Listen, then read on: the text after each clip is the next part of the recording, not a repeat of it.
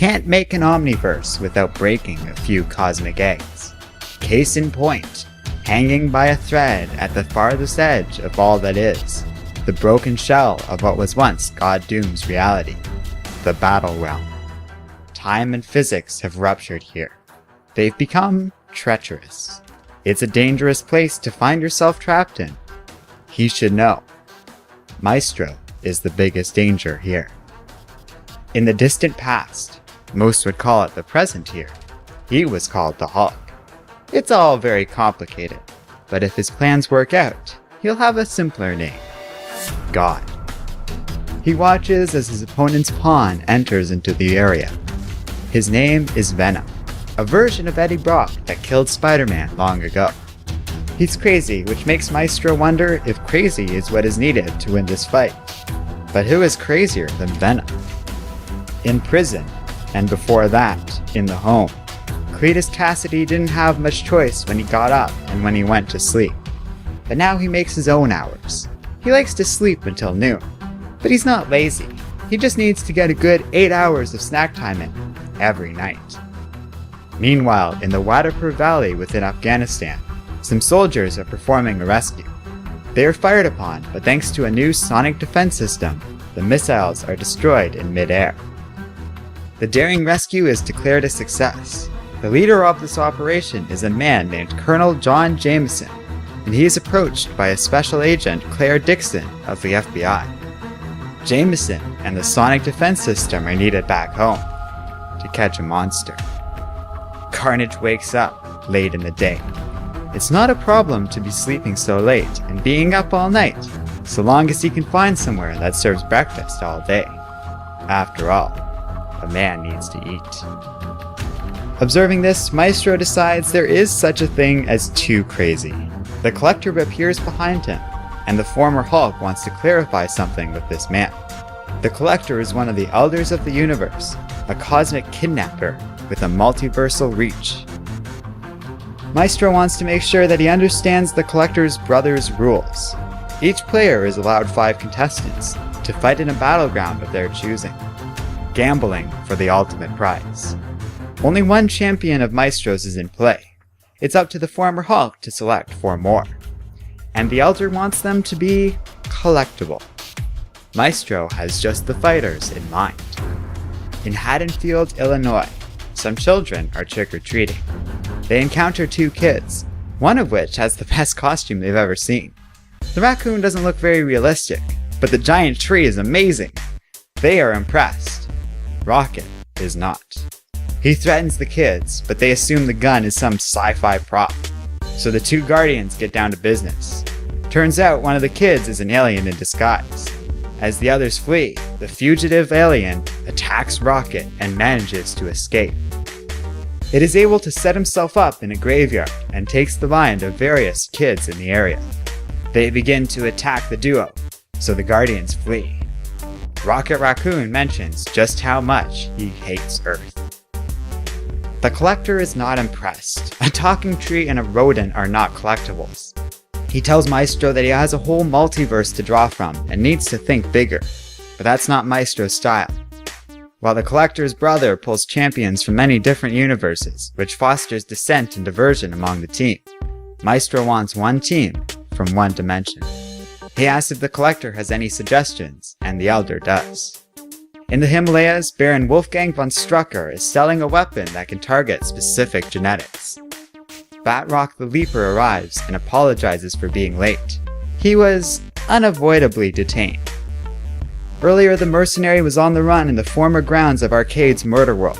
S.H.I.E.L.D. agents managed to take him down and performed a retinal scan on the man.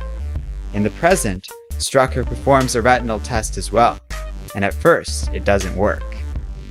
Luckily, the S.H.I.E.L.D. agent Leo Fitz is able to upload Batrock's optical data, and it passes on the second scan. 10 minutes later, Batrock has successfully purchased a map to the genetic bomb. They would have arrested Strucker as well, but didn't have the manpower.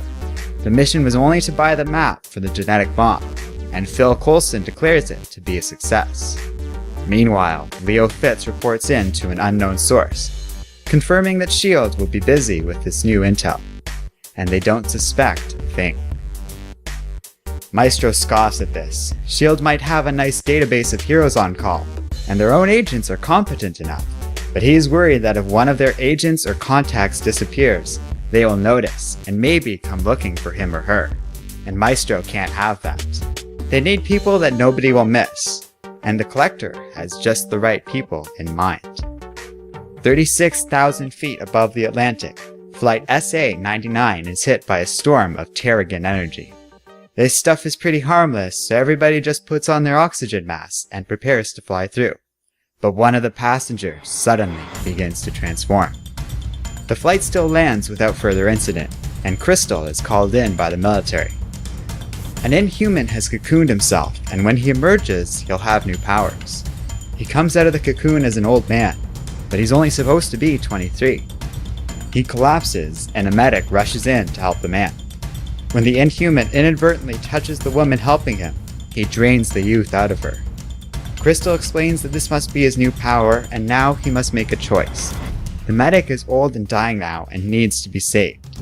However, the young man is terrified of being old again. Everything hurt, and he couldn't see or hear. He insists he's not a bad person, so Crystal demands that he prove it. The young man gives the youthful energy back to the medic, who is restored, and Crystal says this means he's a good person. And that's a good start. Maestro remembers the Inhumans. They have a nice assortment of powers, but somebody will notice if one of them goes missing. Medusa always kept a close eye on her people. They're also unseasoned fighters, and Maestro wants a real warrior. The Collector knows of such a man. How do superheroes do this? Don't they have jobs? Maybe they're all just rich. Maybe they only need a couple hours of sleep at night. Or maybe they don't have a family to worry about. Samuel Chung isn't so lucky. He has to work and has a sister to worry about.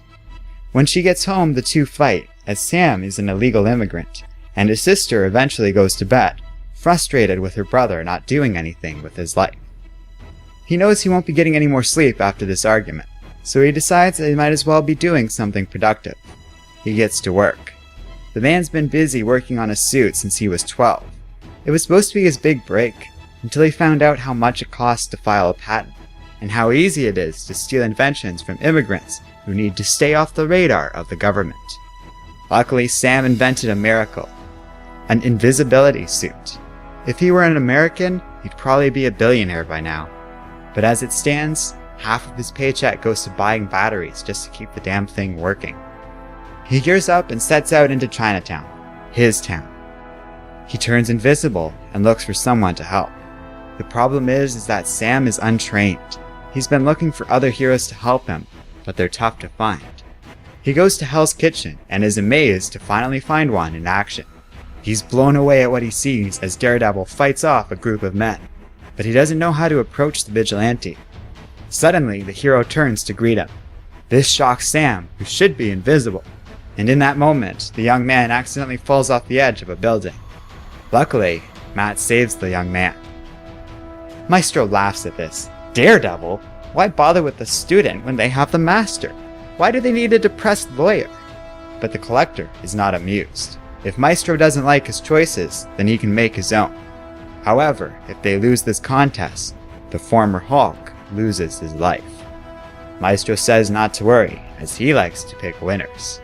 Stick emerges victorious over Venom, and his team is declared as the winner of this round. Game on.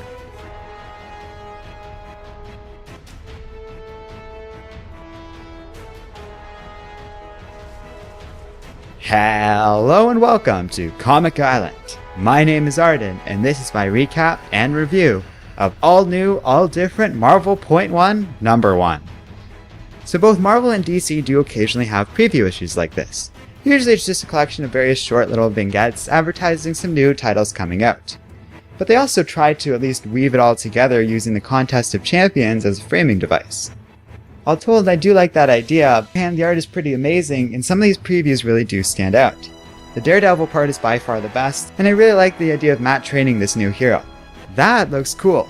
Everything else, well, it's a little more ambiguous. They all come across as okay to being totally forced. Oh boy, Marvel's new mascots are getting their own series. Isn't that exciting?